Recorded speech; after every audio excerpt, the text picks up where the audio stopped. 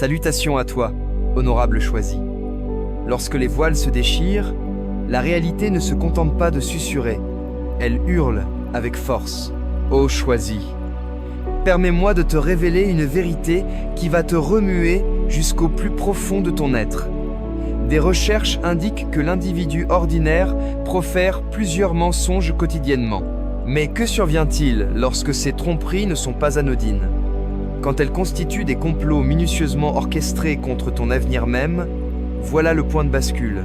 Le divin ne se limite pas à surveiller, il dévoile tout. Et lorsqu'il dévoile, ce n'est pas avec une douceur ralentie, c'est avec une netteté cristalline en ultra haute résolution qui écarte tout doute possible. Durant de longues années, ils se sont imaginés en maîtres stratèges, menant une partie d'échecs dans l'ombre. À leurs yeux, tu n'étais qu'un simple pion, une pièce négligeable à éliminer sans regret. Pourtant, ce qu'ils ont omis de prendre en compte, c'est que les cieux scrutaient chaque geste furtif, chaque murmure complice, chaque discussion secrète. À présent, l'échiquier s'est inversé. Leur manigance dissimulée se mue en exposition publique, et les embûches qu'ils ont posées pour toi se transforment en un film accablant de leur propre maladresse. Imagine cela comme un individu tentant de consigner toutes ses intrigues dans un carnet intime pour s'apercevoir que le créateur l'a affiché en une de tous les journaux, accessible au monde entier. Et avouons-le, certains d'entre eux rêveraient sans doute en cet instant que le sol s'entr'ouvre pour les avaler. Ce n'est pas une simple révélation, c'est une forme de justice immédiate, crue, sans édulcorant, irréfutable. Et toi, le choisi, tu te trouves au cœur de cette illumination, non en tant que proie, mais comme l'incarnation vivante que nul complot occulte ne résiste à l'éclat divin.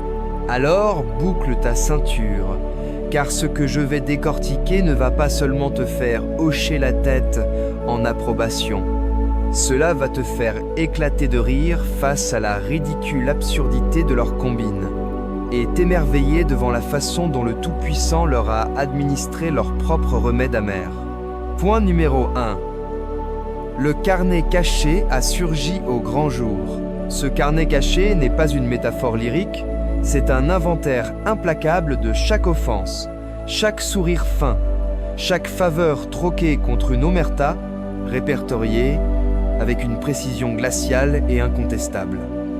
Ces actes mineurs qui paraissaient jadis confidentiels, un message effacé, une remarque banale visant à détourner les soupçons, une suggestion apparemment bienveillante qui cachait en réalité un guet-apens, émergent désormais comme des annotations, des orodatages, des témoignages oculaires, des motifs récurrents. Ces annotations n'exigent aucune mise en scène théâtrale. Ce sont des éléments banals, rassemblés et disposés en ligne jusqu'à ce qu'un modèle devienne flagrant. Ce carnet ne condamne pas avec des accents mélodramatiques. Il se contente de consigner les faits. Et les conscriptions ont cette vertu que les mystères ne possèdent pas. Convertir une renommée en simple document, puis en évidence tangible. Lorsque les observateurs parcourent ces preuves, ce qui passait pour du tempérament se révèle être une mise en scène chorégraphiée. Et cette chorégraphie met à nu les motivations sous-jacentes. Ce carnet est sans pitié, car il ne s'appuie pas sur des émotions volatiles, mais sur des éléments concrets, des échanges écrits, des transferts financiers, des comptes rendus de séances, des affirmations incohérentes, des absences discrètes au moment où l'assistance était cruciale. Chaque entrée, prise isolément, semble insignifiante mais assemblée, elle esquisse une tactique élaborée. Cette tactique altère le récit historique, car l'histoire privilégie les archives au ragot. Dès l'instant où ces lignes sont agencées en une chronologie intelligible, les complices arrêtent de spéculer et passent à l'action de choisir leur camp. Ce carnet impose des débats qui étaient systématiquement éludés, car il substitue les faits aux conjectures. De plus, le carnet révélé provoque un curieux effet sur l'angoisse des démasqués. Ceux qui se croyaient autrefois protégés par l'enfouissement de leurs intrigues comprennent soudain que cette assurance reposait sur un chaos humain désorganisé. L'affolement engendre des faux pas, et ces faux pas enrichissent encore le carnet. Les efforts pour réviser les annotations génèrent des incohérences qui se muent en nouvelles preuves. Plus il s'évertue à effacer les traces, plus le carnet s'étoffe. Pour toi, le choisi, ce carnet agit comme un catalyseur de validation. Ta vérité n'a pas besoin de clameurs tonitruantes. Elle requiert seulement de la constance, et le carnet honore cette persistance. Tes gestes quotidiens, ton intégrité inébranlable, tes frontières prévisibles, tes propres dossiers impeccables se dressent en opposition, illuminant leurs anomalies. Dans les jours suivant l'émergence du carnet, les entités et les groupes qui toléraient jadis les jeux d'ombre se voient brusquement confrontés à des informations limpides. Les normes sont imposées, les avantages annulés, des regrets sont exprimés qui sonnent faux. Le carnet ne vise pas la revanche, il impose l'obligation de rendre des comptes. Cette obligation redessine les liens interpersonnels et réalloue l'autorité. Ce inventaire occulte n'est autre que l'univers imposant l'harmonie, mais d'une façon méthodique, factuelle et irrémédiable. Point numéro 2. Leurs récits se sont mués en indices accablants. Leurs récits se sont mués en indices accablants dès lors que la véracité a refusé de demeurer enterrée. Pendant une éternité, ils étaient convaincus que leur interprétation des faits tiendrait bon. Ils avaient répété leurs fables avec soin, expurgé les éléments compromettants et misé sur leurs acolytes pour sceller hermétiquement le récit. Or, les fables possèdent une vulnérabilité intrinsèque. Elles exigent un entretien constant, des itérations répétées et un mutisme absolu pour perdurer. À la moindre faille, l'édifice entier commence à ployer sous sa propre masse. Ce qui paraissait lisse se révèle artificiel. Ce qui persuadait jadis éveille désormais les doutes. Chaque phrase réitérée perd de sa force et gagne en incrimination. L'effritement ne survient pas dans un cataclysme spectaculaire. Il s'opère fragment par fragment. Un échange oublié ressurgit. Une séquence temporelle ne concorde pas. Un alibi vole en éclats, grâce à un observateur fortuit qui ignorait détenir une donnée vitale. Brusquement, le récit ne se soutient plus par lui-même. Il nécessite des rafistolages, des rectifications. Ces rafistolages n'affermissent pas l'histoire, ils la rendent pathétique. Plus d'efforts sont consacrés à sa sauvegarde, plus il devient patent que quelque chose cloche. Une imposture ne survit que si elle reste élémentaire. Dès qu'elle se complexifie, la sincérité perce à travers les jointures. Pour toi, cet effritement est à la fois éprouvant et émancipateur. Éprouvant, car tu mesures l'ampleur des machinations déployées pour causer ta perte. Émancipateur, car ces machinations s'écroulent sans que tu aies à intervenir. Les récits qui te dépeignaient comme instables, fragiles ou indignes se retournent contre leurs auteurs, servant de témoignage à leurs desseins. Chaque terme employé pour t'assiéger devient un fil arraché de leur tapisserie tissée, ce qui passait pour ton opprobre se transmue en leur complot consigné. Cette métamorphose de fable en preuve est définitive. Une fois un mensonge dénudé, il ne recouvrera jamais sa vigueur originelle. Même si certains s'y cramponnent, le germe du scepticisme est semé. Leur assurance s'évapore, leur fiabilité s'effrite, et l'auditoire qui les créditait jadis devient circonspect. Cet effritement ne se limite pas à démontrer ta justesse. Il prouve leur incapacité à supporter le fardeau de leur propre duperie. Ce revirement les laisse dénudés face à ceux qu'ils visaient à séduire et élève ta sincérité sans que tu aies à altérer un iota. Point numéro 3. Tes souffrances se sont transformées en plans de leur manigance. Tes souffrances ont cessé d'être un fardeau intime pour devenir la cartographie la plus fidèle de leurs agissements. Chaque plaie, chaque engagement rompu, chaque instant où tu as été écarté, s'aligne avec des épisodes analogues jusqu'à ce que ce qui ressemblait à une méchanceté fortuite révèle un motif structuré. Ces épisodes se coalisent. Le calendrier des assauts, le vocabulaire privilégié pour te manœuvrer, les renforts invoqués, les cérémonies d'ostracisme. Lorsque tu juxtaposes ces occurrences, le motif surgit non comme une hypothèse, mais comme un manuel reproductible qu'ils appliquent invariablement pour asseoir leur domination. Cette cartographie bouleverse totalement le discours. Ta détresse n'est plus une indication isolée de malchance ou d'insuccès personnel.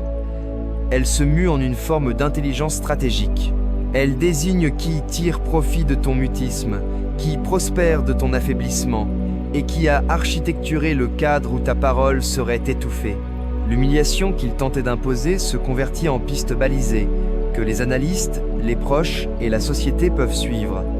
Cette piste met en lumière le mobile, pas uniquement l'issue. Elle dévoile l'armature sous la brutalité, la concertation au lieu du hasard, la préméditation au lieu de l'impulsivité. Étant donné que ta détresse est une donnée datée, elle autorise une validation croisée. Les témoignages autonomes se font écho mutuellement. Des détails jadis triviaux coïncident abruptement à travers divers cadres.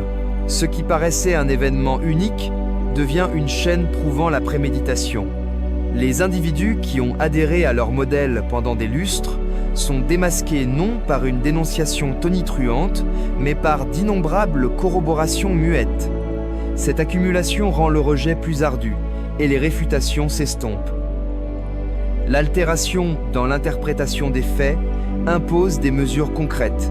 Là où régnaient jadis des justifications sans réforme, émergent désormais des appels à des transformations institutionnelles, des garde-fous installés pour bloquer les réitérations et des connexions révisées fondées sur des attitudes démontrées plutôt que sur le charisme ou le rang. Ta détresse se transmue en guide préventif pour autrui. Elle instruit sur les frontières à imposer, les distances à prendre, les interrogations à formuler avant d'accorder confiance. Sur un plan intime, cette cartographie transmute ton traumatisme en force. Tu deviens moins impulsif et plus tactique, car on t'a fourni le schéma de leur modus operandi. Tu anticipes les initiatives, te prémunis contre les traquenards récurrents et désignes le motif à voix haute pour qu'il ne puisse plus être masqué. Ainsi, tes marques ne se limitent pas à commémorer le passé. Elles guident l'avenir. Elles veillent à ce que la prochaine victime ne parcourt pas la même voie les yeux clos. Point numéro 4. Le destin cosmique a cessé d'être une idée abstraite pour devenir un dispositif opérationnel. Le destin cosmique a cessé d'être une idée abstraite pour devenir un dispositif opérationnel lorsque les répercussions ont évolué de promesses murmurées à des mécanismes observables qui altèrent véritablement les issues. Ce n'est pas une vengeance ésotérique, c'est tangible. Des accords résiliés, des accès barrés, des avantages ostensiblement supprimés. Ceux qui maniaient l'emprise comme une devise intouchable s'aperçoivent subitement que les institutions ferment les comptes et que les vérificateurs posent des questions incisives. Lorsque les grâces sont rétractées, ce n'est pas une simple gêne relationnelle, c'est l'abolition d'un appui concret. Les opportunités s'évanouissent, les endorsements se rétractent, les partenariats fondent comme neige au soleil. Ce retrait est calculé et précis. Il vise à asphyxier les ressources dont dépendaient leurs intrigues.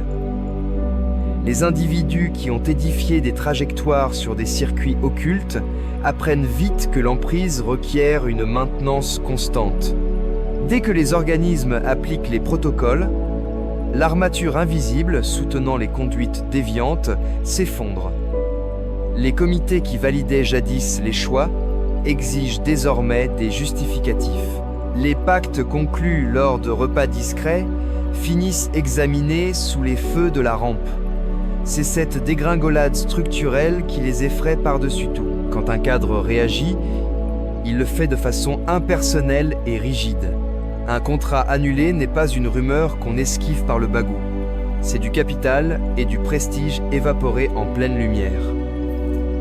Ce destin mécanisé impose aussi une reddition de comptes au-delà de la sphère personnelle. Les entités scrutent qui a validé quoi, qui en a tiré bénéfice et comment la surveillance a défailli. Cela entraîne des analyses de vulnérabilité, des révisions de directives, des audits externes, des procédures apparemment arides, mais létales pour les arrangements clandestins. Les navigateurs d'autrefois, voguant sur des grâces et des voies détournées, affrontent désormais des protocoles uniformes qui se fichent du magnétisme personnel. Les normes privilégient la clarté, et la clarté est l'antithèse de ce sur quoi ils misaient. L'impact mental est sévère et prompt. Ceux qui tiraient profit de l'ancien ordre se sentent dénudés, non par un sentiment de faute éthérée, mais parce que les piliers de leur ascendant sont littéralement démantelés. L'effroi supplante l'outrecuidance, et l'effroi rend imprudent. Il multiplie les bévues qui alimentent le dispositif. Entre-temps, les groupes et les lésés observent des aboutissements concrets plutôt que des symboles vides, des discussions sur des compensations, des droits réinstaurés, des annonces publiques qui préviennent les rechutes. Pour toi, cette transition d'un destin poétique à un outil fonctionnel signifie que l'équité devient anticipable et applicable. Cela modifie les attentes face à une injustice révélée. Au lieu d'aspirer à une résolution vague, tu assistes à des démarches qui apportent une rectification substantielle. Cette assurance est périlleuse pour les oppresseurs, car elle pulvérise le mythe rassurant que l'ascendant protège éternellement. Le dispositif ne fanfaronne pas, il procède simplement. Une exécution qui, contrairement aux on-dit, réalloue l'autorité, redistribue les biens et forge de nouvelles directives pour les temps à venir. Point numéro 5. Les observateurs ont basculé de l'appréhension au récit. Lorsque les observateurs basculent de l'appréhension au récit, l'ensemble du mécanisme dissimulé qui abritait les oppresseurs perd son essence vitale. Les individus qui gardaient jadis le silence le faisaient, car le mutisme paraissait sécurisant, plus que de remuer un équilibre précaire risquant d'engloutir leur parcours professionnel, leur image ou leurs liens. Mais dès que la balance s'inverse et que le péril du silence surpasse celui de la parole, ces lèvres scellées se muent en torrent d'affirmations. Le récit n'est pas seulement verbal, c'est un phénomène en réseau. La franchise d'un seul libère la voix d'un autre. Et ce qui n'était qu'une poignée de murmures se transforme en un chorus que les instances, les collectivités et l'opinion ne peuvent ignorer. Le virage est concret et instantané. Quand un ex-complice s'avance, il apporte du background, des calendriers, des identités, des attitudes, des configurations. Ces précisions rendent les assertions vérifiables plutôt que conjecturales. Les investigateurs cessent de tourner autour des potins pour édifier des timelines. Les patrons et les organismes arrêtent de considérer les doléances comme des querelles privées pour les traiter comme des défaillances globales. L'onde de choc d'une déclaration audacieuse déclenche souvent des investigations officielles, des contrôles financiers et des examens légaux jadis tenus pour inaccessibles. Ce basculement de l'appréhension au récit met aussi en lumière le calcul sociétal qui préservait l'oppression cachée. Les défenseurs des oppresseurs, liés par fidélité, obligation ou intérêt commun, se voient brusquement face à un bilan éthique et judiciaire. Le mutisme évoque désormais la collusion, et la collusion entraîne des sanctions officielles, une érosion de la fiabilité et l'opprobre collectif qui accompagne le fait d'être dans le mauvais camp historique. Cette réalisation accélère les récits, car nul ne souhaite que son nom soit lié à des occultations ultérieures. Une autre répercussion est la dissolution de la plausibilité niable. Les oppresseurs comptaient sur l'équivoque, les versions opposées, les échanges confidentiels et les scénarios de parole contre parole. Des récits multiples effacent cet équivoque en forgeant un discours unifié. Les incohérences dans la fable de l'oppresseur deviennent plus aisées à détecter et les semi-vérités s'effondrent. Les comptes rendus conjoints des observateurs transforment des faits dispersés en une trame cohérente que les entités doivent aborder. Pour les lésés, les récits des observateurs altèrent le terrain affectif. La légitimation s'accompagne d'avantages tangibles. La corroboration fortifie les dossiers judiciaires. L'appui collectif devient palpable. Et la charge de démontrer chaque détail en solitaire s'allège. Cet appui atténue la solitude et empêche les oppresseurs de réimposer leur emprise via l'intimidation. Dès que les observateurs optent pour le récit, l'infrastructure de soutien protégeant les méfaits s'écroule promptement. Les liens bâtis sur une sauvegarde réciproque se lézardent, les trajectoires liées au mutisme s'effrangent et les maillages sociaux soutenant l'oppression se dispersent. Le récit métamorphose le cadre en substituant l'effroi par des archives, la solitude par l'union et l'occultation par des répercussions. Dès que les observateurs privilégient la franchise à la sécurité, l'édifice entier de cartes commence à chuter. Point numéro 6. Leurs reflets se sont fendus les premiers. Ils se perçoivent enfin tels que le monde les a toujours vus. Et cette perception fracture quelque chose en eux.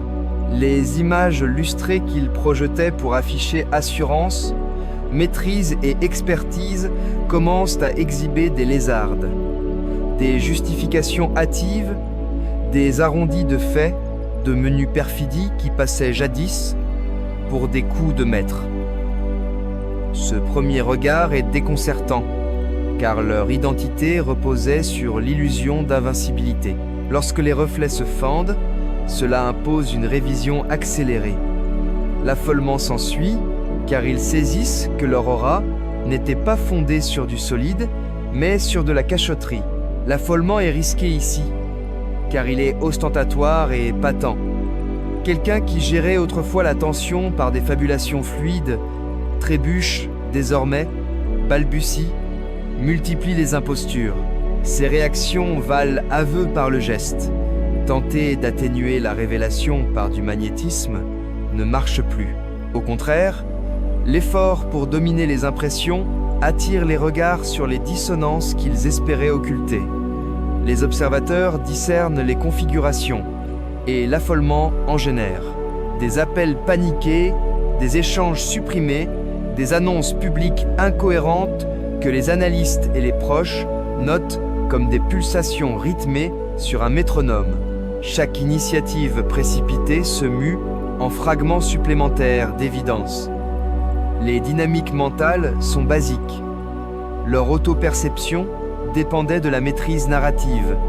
La perte de maîtrise les propulse en mode survie, qui favorise les remèdes immédiats plutôt que les stratégies durables. Voilà pourquoi les erreurs pullulent. Ils annulent une obligation et oublient la suivante. Ils rectifient une imposture ouvertement pour la contredire en privé. Ils profèrent une regret à demi-mot qui intègre une autodéfense dans la foulée. Ce ne sont pas des masquages astucieux. Ce sont les secousses incontrôlables de quelqu'un incapable de maintenir la cohérence du rôle. Une autre conséquence est le recul réputationnel. Quand autrui perçoit l'affolement, la confiance s'évapore en un clin d'œil. Les complices qui profitaient jadis de l'association commencent à prendre distance. Pas toujours par éthique, mais par réflexe de survie. Le maillage qui absorbait autrefois les menus désagréments traite désormais chaque impair comme un fardeau. Ce retrait précipite la déconfiture, car l'isolement engendre des choix médiocres et moins de conseillers avisés. Pendant ce temps, la personne démasquée voient la panique comme une tentative de réparation plutôt qu'une suite logique. Les efforts pour remodeler le discours invitent à l'inspection, car les gens comparent instinctivement l'ancien lustre à la nouvelle agitation et notent les écarts. Les reflets se sont fendus en premier, car la maîtrise de l'image était toujours la pellicule fragile sur un cœur friable. Quand cette pellicule éclate, ce qui subsiste est le schéma nu des attitudes, et l'affolement rend ce schéma irréfutable. Point numéro 7. Tu es devenu le critère éthique dérangeant. Tu es devenu le critère éthique dérangeant dès que ta stabilité a mis en évidence le fossé entre leurs déclarations et leurs actes concrets. Ils misaient sur les apparences, les harangues, les attitudes, la piété ostentatoire et la bienveillance mise en scène pour se positionner comme le guide moral incontesté. Mais tandis qu'ils polissaient une façade, tu existais simplement. Tu n'avais pas à orchestrer tes décisions. Ton honnêteté se manifestait dans des gestes modestes et répétés. Comment as-tu abordé les différends? Comment as-tu respecté tes engagements? Comment as-tu décliné d'échanger la franchise contre un gain éphémère? Cette authenticité discrète est désormais l'étalon contre lequel leur spectacle paraît superficiel. Cette interaction ne porte pas sur l'idéal, mais sur la crédibilité. Ils ont érigé des renommées sur une vertu empruntée, mais les renommées sans fondation ne résistent pas à l'analyse. Plus les gens opposent ton parcours équilibré à leur vitrine minutieusement agencée, plus le contraste les mortifie. Leur inaptitude à adhérer aux principes qu'ils imposaient à autrui génère un malaise profond. Ce malaise s'amplifie en public, où l'autorité dépend de l'approbation. Ils ne peuvent plus se proclamer vertueux sans que quelqu'un évoque comment tu as géré une situation analogue avec plus de sincérité et moins de tapage. La gêne ne découle pas d'une accusation directe de ta part. Elle naît du fait que ton existence rend la révélation automatique. Leur ascendant s'effrite quand l'honnêteté devient la référence, car l'honnêteté n'exige ni ovation, ni approbation. Elle persiste simplement, et bien qu'ils puissent singer les cérémonies de la bonté, ils ne peuvent contrefaire ses fruits. La confiance qui croît organiquement, le respect accordé spontanément, la fidélité offerte sans contrainte, ce sont des éléments que ta présence engendre, et ils ne parviennent pas à les dupliquer, peu importe l'intensité de leur comédie. L'effet collectif est perturbant. Les masses, conditionnées jadis à vénérer la voix la plus stridente, commencent à identifier en toi la stabilité muette comme le vrai repère. Ce virage dépouille ceux qui dépendaient de la théâtralité. Plus ils tentent de se réaffirmer par des affirmations tonitruantes ou des exhibitions forcées de probité, plus cela sonne creux à tes côtés. Ce n'est pas que tu cherchais la confrontation, c'est que ton authenticité redéfinit en temps réel ce que signifie le commandement, la conviction ou l'équité. Et c'est pourquoi tu incarnes leur malaise. Tu n'es pas seulement un rescapé de leurs intrigues, tu es la réfutation ambulante de tout ce qu'ils ont édifié. Par ton simple être, tu exposes ce qu'ils ont feint sans l'incarner. Cette révélation taciturne mais persistante est une tâche qu'ils ne peuvent effacer, car le critère que tu embodies n'est pas négociable. Point numéro 8. L'autorité, c'est réajuster sans substitution. L'autorité, c'est réajuster sans substitution, signifiant que le récit ne culmine pas avec la déchéance d'un clan et son remplacement par un autre. Cela ne ferait que perpétuer le cycle ancestral de suprématie avec de nouveaux protagonistes. Ce qui advient est plus profond. L'ensemble du cadre régissant qui peut s'exprimer, qui est écouté et qui forge le discours se métamorphose. Le droit de dominer les perceptions n'appartient plus à une poignée de manipulateurs adroits qui tordent la réalité à leur profit. À la place, la vérité commence à être déterminée par des cadres d'obligation qui ne cèdent pas aisément. Ce réajustement est inconfortable, car il impose une nouvelle forme de compétence, Ceux qui fleurissaient dans l'obscurité doivent opérer sous les projecteurs, et nombre d'entre eux en sont incapables. Ils excellaient dans la ruse, pas dans le fond. Quand des normes limpides deviennent l'étalon, la ruse seule ne suffit plus. Il requiert de la constance, de la crédibilité et des preuves vérifiables. Sans cela, leur place à la table ne se réduit pas simplement, elle s'évapore. Les positions ne restent pas vacantes, elles sont prises par des voix, capables de résister à l'inspection, de tenir debout même après vérification. C'est ce qui distingue ce tournant. Il ne s'agit pas de supplanter un intrigant par un autre. Il s'agit de transformer l'écosystème pour que la manipulation ne prospère plus. Les structures évoluent, qu'il s'agisse de familles, d'organismes ou de collectivités, et cessent de gratifier le mutisme, le népotisme ou les demi-mensonges. Elles commencent à valoriser la clarté, la fiabilité et les accomplissements confirmables plutôt que proclamés. Les codes d'interaction mutent, et subitement, les vieilles astuces paraissent obsolètes, voire grotesques. Pour les choisis, ce virage est une légitimation durable. Au lieu d'appréhender la prochaine vague de calomnie ou le cycle suivant de sabotage, tu découvres que l'arène elle-même a changé. Elle ne se courbe plus contre toi par inertie. Ceux qui tentent de te redéfinir par des distorsions perdent prise, car la réalité n'est plus leur domaine scénarisé. Cette répartition de l'autorité oblige chacun à produire ses preuves, pas seulement un rôle répété. Le plus perturbant pour les anciens détenteurs d'emprise est ceci: la porte ne se rouvre pas. Une fois la fiabilité écroulée dans un cadre limpide, elle ne revient pas par le bagout ou la menace. Elle est perdue irrémédiablement. Et cette durabilité signifie que ce réajustement n'est pas seulement ton succès, c'est une refonte de l'autorité qui assure la pérennité de l'équité. Point numéro 9. Leurs coalitions ont commencé à se lézarder par calcul, non par dévotion. Leurs coalitions ont commencé à se lézarder par calcul, non par dévotion. Car la révélation teste toujours l'adhésif qui unit les liens. Beaucoup de ceux qui se serraient les coudes avec eux n'étaient pas soudés par des idéaux partagés, mais par des profits mutuels. Ils opéraient en bloc uniquement, car il y avait un gain à la clé. Emprise, entrée, fond, sauvegarde ou mirage d'ascendant. Dès que les desseins occultes ont été illuminés, ce ciment s'est dissous instantanément. La question que chaque complice a posée n'était pas « Suis-je convaincu par cet individu ?»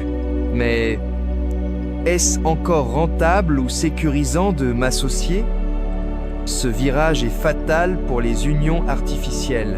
Quand le profit est le liant, il s'évapore dès que le prix de l'affiliation grimpe. Nul ne souhaite sombrer avec un vaisseau en perdition. Et le vaisseau coule d'autant plus vite quand les images sont en jeu. Les voix qui défendaient jadis avec ferveur commencent à atténuer leurs propos, à s'éloigner ou même à nier toute proximité. Ces brèches ne sont pas discrètes, elles sont tonitruantes. Les échos de leurs impostures se taisent abruptement ou, pire, virent de bord pour se sauver. La splendeur de cette lézarde est qu'elle dévoile la franchise d'une manière qu'aucun plaidoyer ne pourrait. Tu n'as plus à conjecturer qui était réellement avec toi et qui par opportunisme. L'effilochage trie le bon grain de l'ivraie sans que tu bouges un cil. Ceux liés par dévotion s'évanouissent prestement, tandis que ceux alignés sur la vérité par principe restent inébranlables. C'est un rituel de purification. Seule la franchise perdure. L'implosion de ces coalitions les rend vulnérables comme jamais anticipés. Ils étaient accoutumés à la protection. Si l'un flanchait, un autre couvrait, mais quand l'instinct de survie prime, nul ne protège quiconque.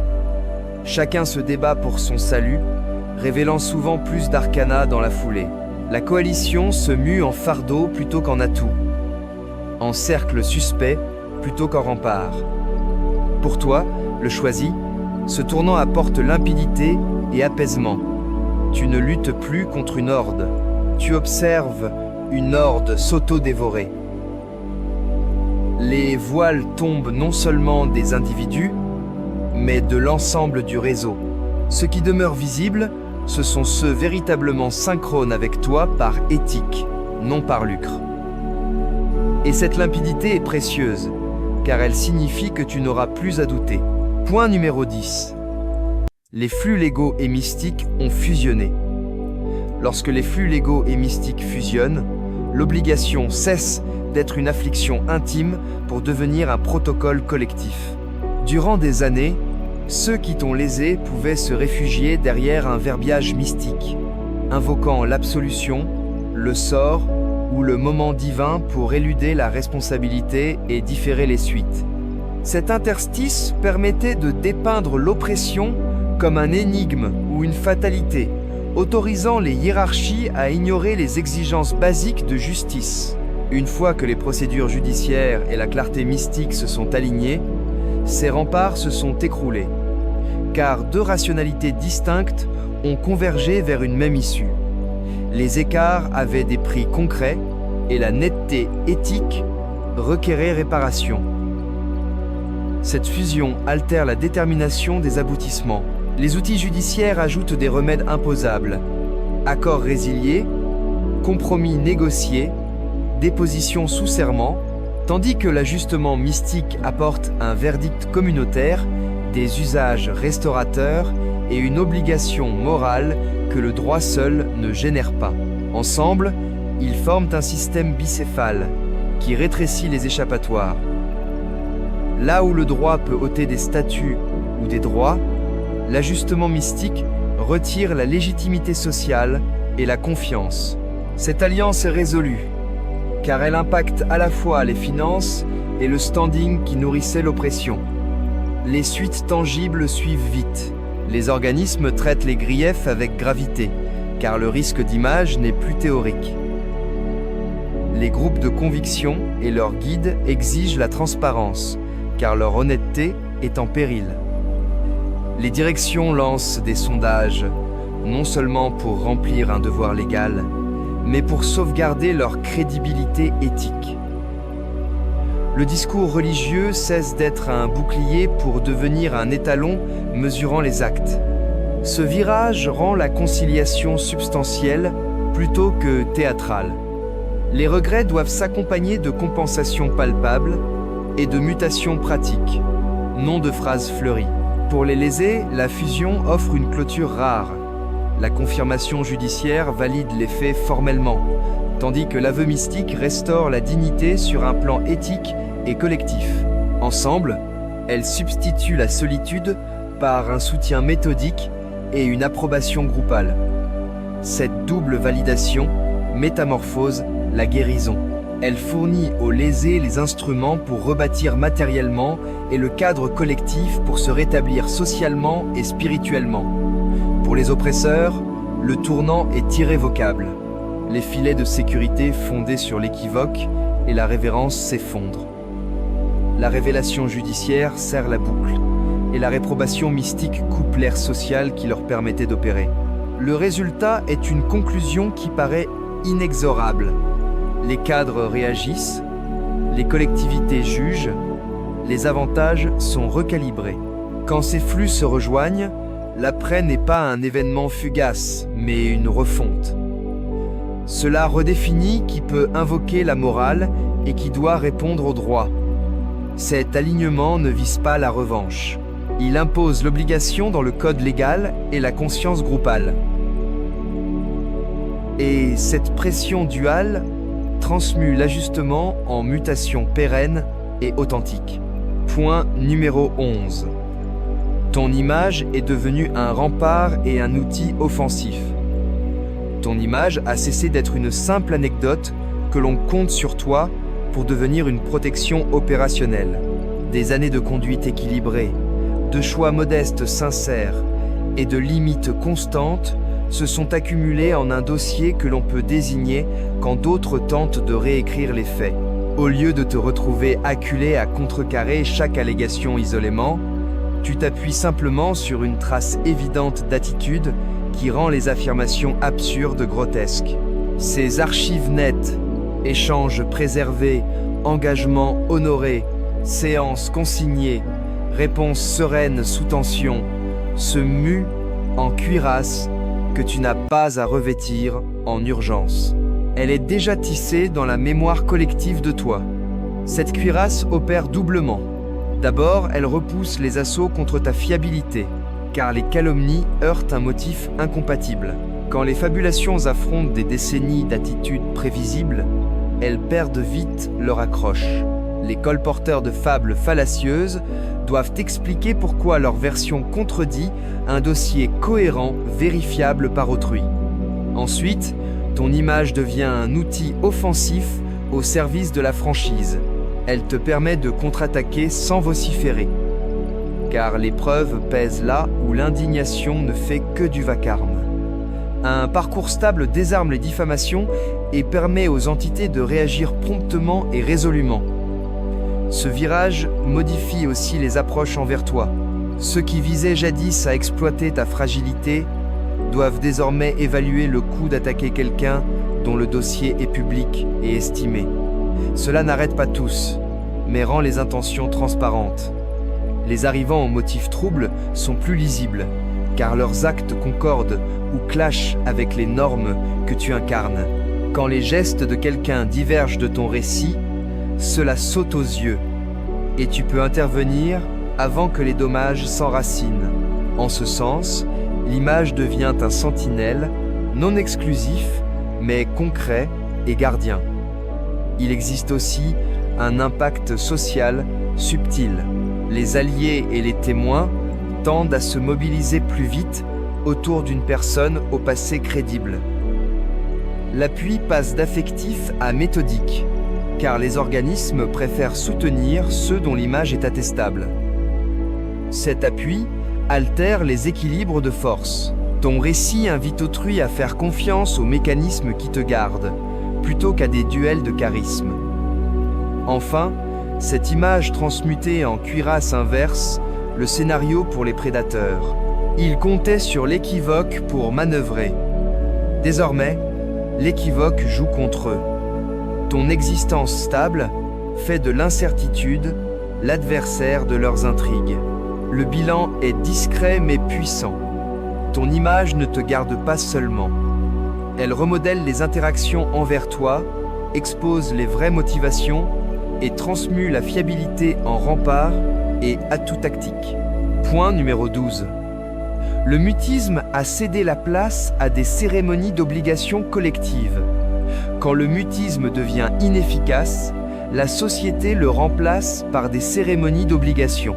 Ce qui se chuchotait jadis en privé se déploie désormais dans des arènes où les preuves, les affirmations et les dépositions laissent des empreintes indélébiles. Un regret contraint en public ne porte pas seulement sur les termes. Il s'agit d'ôter le voile protecteur du mystère. Subitement, ceux qui riaient autrefois des suites doivent affronter des procédures qui évaluent leurs gestes, consignent les préjudices et imposent réparation. Il ne suffit plus de tourner la page ou de préserver l'harmonie. Les torts doivent être admis formellement. Ces cérémonies n'émergent pas fortuitement. Elles surgissent car le mutisme a défailli trop souvent. Chaque compromis occultant la franchise accumulait une pression. Et finalement, cette tension force les cadres à générer des réponses ostensibles. Les éléments sont exhibés, les aveux rédigés, les déclarations proférées à voix haute. Ces phases peuvent paraître théâtrales, mais leur portée est architecturale. Elles transforment une conjecture en fait archivé. Une fois consigné, classé ou enregistré, il n'y a pas de recul aisé. Pour ceux qui misaient sur le bagout, le magnétisme ou la ruse, ces cérémonies d'obligation évoquent des prisons. Ils ne peuvent plus sourire pour s'en tirer ou convaincre en privé de laisser couler. Le protocole exige achèvement. Le regret doit être énoncé. Les preuves examinées. La correction appliquée. Cette armature élimine les espaces pour les faux fuyants et force l'oppresseur dans un rôle incontrôlable. Un objet sous loupe plutôt que l'artisan de son discours. Un autre virage s'opère sur le plan collectif. Les cérémonies rendent l'obligation communautaire. Là où le mutisme isolait les lésés, ces processus publics mobilisent des observateurs. Une fois un regret proféré devant une assemblée ou des preuves diffusées en ligne, la collectivité devient gardienne de la franchise. Cela rend le revirement ardu, l'assemblée se souvient, l'archive reste accessible. Ce qui était jadis enfoui dans une mémoire intime est désormais préservé par une sagesse partagée. Et cette sagesse partagée est puissante. Elle altère les motivations. Ceux qui détournaient jadis, le regard recalcule. Ignorer un protocole archivé signifie endosser la preuve. La collusion coûte subitement plus qu'elle ne rapporte. Les oppresseurs découvrent que l'arène qu'ils dominaient jadis se retourne contre eux. Le résultat n'est pas une simple sanction, c'est une métamorphose. En substituant le mutisme par une obligation ritualisée, les cadres éduquent les collectivités à identifier le mal et à exiger réparation instinctivement. Ce virage dépouille l'exploitation de son camouflage favori, le secret, et assure que la pratique de l'équité devienne une barrière architecturale contre les réitérations.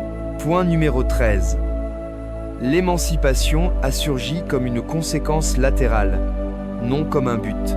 L'émancipation est arrivée d'une façon inattendue, non comme une récompense octroyée, ni même comme un objectif poursuivi ardemment, mais comme un effet naturel de la désintégration de tout ce qui entourait ceux qui tentaient de te dominer. Tu ne pourchassais pas l'émancipation, tu t'efforçais simplement de rester à flot, de persister, sans te renier. C'était ton axe, la franchise, la persévérance et l'attachement au moindre brin de respectabilité en traversant des cadres biaisés contre toi. Puis, presque sans bruit, l'émancipation a émergé. Ce n'était pas un éclat dramatique, pas de feu d'artifice, ni de proclamation te déclarant libéré. Au lieu, c'était l'usure progressive des édifices qui te confinaient. Les fabulations ont perdu leur crédibilité. Les unions les soutenant se sont fendues, et les ruses incessantes sont devenues trop accablantes pour leurs concepteurs. Ce qui paraissait jadis une citadelle s'est révélé un échafaudage vermoulu, solide en surface, mais s'effritant dès que la franchise a ébranlé ses bases. Et dans cette désintégration, tu as trouvé de l'espace pour inspirer. Cet espace était l'émancipation. Ce qui distingue cette émancipation, c'est qu'elle n'est pas conceptuelle, elle est concrète. Tu ne la célèbres pas par des discours grandiloquents sur la liberté. Tu la vis dans des choix quotidiens anodins. Tu n'as plus à scruter par-dessus l'épaule avant d'énoncer la franchise. Tu ne consacres plus des heures à répéter des défenses contre des reproches incompatibles avec ton essence. Tu ne jongles plus avec les exigences fluctuantes de ceux qui nourrissaient un grief secret envers ton être. Ce fardeau invisible s'est dissipé, et en son absence, tu as réalisé que tu portais des entraves que tu ne percevais même pas comme telles. Et voici le paradoxe. L'émancipation était leur hantise, pas la tienne.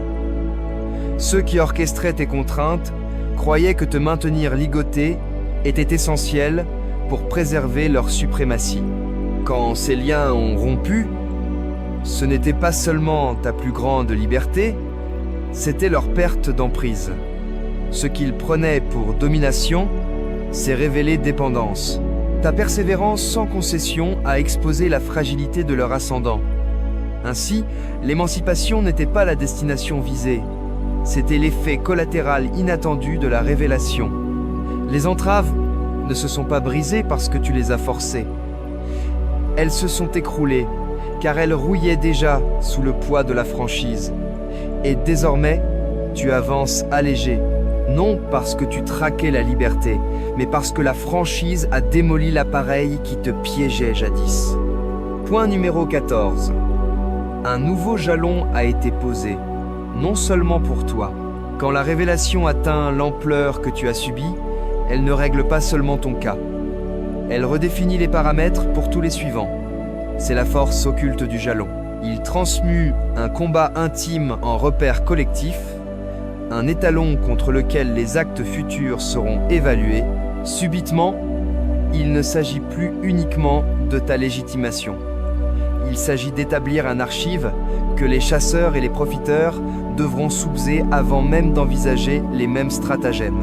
Ce jalon surpasse une simple sanction. La sanction cible un fautif. Le jalon modèle les choix de nombreux fautifs potentiels.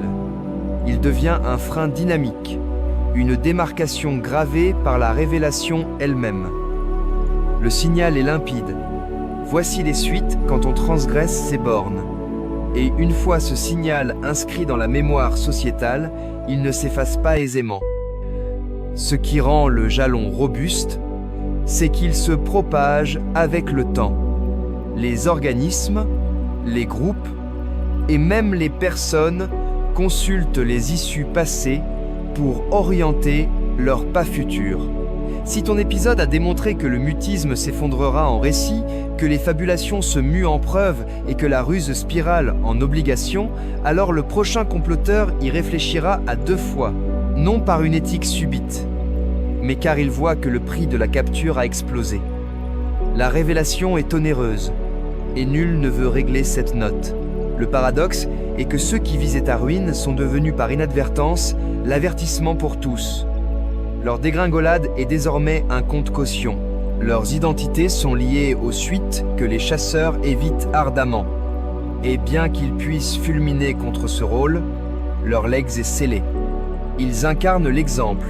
C'est une équité plus profonde que les verdicts judiciaires. C'est une équité culturelle ancrée dans la mémoire. Pour toi, le jalon signifie que tu ne te retires pas avec ta seule émancipation restaurée. Tu laisses un terrain plus sécurisé pour les autres. Quelqu'un d'autre trouvera ces liens allégés, car ton combat a redessiné les frontières. Cet effet en cascade surpasse toute victoire solitaire. C'est le cadre lui-même qui progresse, apprenant de la révélation et refusant de régresser aux airs où le mutisme et le bagout couvraient la pourriture. Au final, ton récit ne clôt pas seulement un épisode, il inaugure un nouveau code de conduite. Et ce code perdurera au-delà des acteurs impliqués, faisant de ton ajustement non seulement un accomplissement intime, mais une refonte architecturale. L'histoire de la révélation, de l'ajustement et de la métamorphose n'est pas seulement tienne. C'est un schéma pour comment la franchise et l'honnêteté démontent ultimement la duperie. Chaque complot dissimulé, chaque union factice, chaque imposture murmurée a été dénudée, évaluée et tenue pour responsable. Les fabulations destinées à te ligoter se sont effilochées. Les ruses conçues pour te dominer se sont brisées et l'ascendant jadis exercé contre toi a été réalloué pour favoriser la clarté et l'équité. Ton honnêteté est devenue l'étalon mesurant autrui. Tes marques, la cartographie exposant les motifs, et ton existence stable, le rempart qui garde tout en dénudant les vraies intentions. Ce n'est pas une affaire de revanche, c'est une question d'inéluctabilité.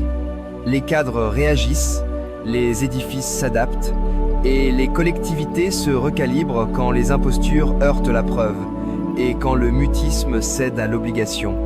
Le destin cosmique devient un outil. Les coalitions se lézardent sous la révélation, et ceux qui manipulaient jadis se retrouvent dénudés et affolés. Ta persévérance et ta franchise ont forgé plus qu'une légitimation intime. Elles ont posé un jalon protégeant l'avenir, dissuadant les chasseurs et remodelant les normes pour ce qui sera admis demain. L'émancipation émerge non comme un but, mais comme une suite naturelle de la franchise, suivant sa voie. Ce qui paraissait jadis chaos ou châtiment se révèle comme l'organisation divine de l'équité. Dosée, inexorable et éternelle. Ton image, ton récit et ton critère éthique inébranlable sont devenus des instruments qui te gardent, exercent de l'autorité et redéfinissent le commandement. Le monde a dû admettre la réalité selon tes termes. Et ce faisant, ton récit est devenu un modèle pour une refonte architecturale. C'est la portée totale de la révélation. Elle rabaisse les orgueilleux, abrite les innocents et réécrit les règles pour tous les suivants. Tu n'as pas seulement enduré les intrigues et les duperies, tu en as fait une leçon magistrale d'obligation, de réajustement de l'autorité et de franchise inexorable. L'onde de choc ne s'arrête pas à toi. Elle résonne bien plus loin, laissant un cadre où la ruse s'affaiblit et l'honnêteté triomphe. Tu es l'incarnation vivante que la franchise, la ténacité et l'audace ne se contentent pas de résister à l'épreuve. Elles redessinent intégralement les codes. Si cette dissection t'a ému, n'hésite pas à appuyer sur le bouton d'abonnement et à intégrer la communauté des choisis qui dévoilent la réalité et reprennent le contrôle. Pulvérise le bouton de j'aime si tu perçois la force de la révélation et de l'obligation. Dépose un commentaire en bas pour exprimer tes réflexions ou tes vécus. Ta parole a du poids et pourrait motiver autrui. Et souviens-toi de diffuser cette vidéo à quiconque doit réaliser que l'honnêteté, la réalité et l'audace marquent toujours durablement. Chaque action aide à étendre l'illumination. Et unis, nous persistons à remodeler les normes.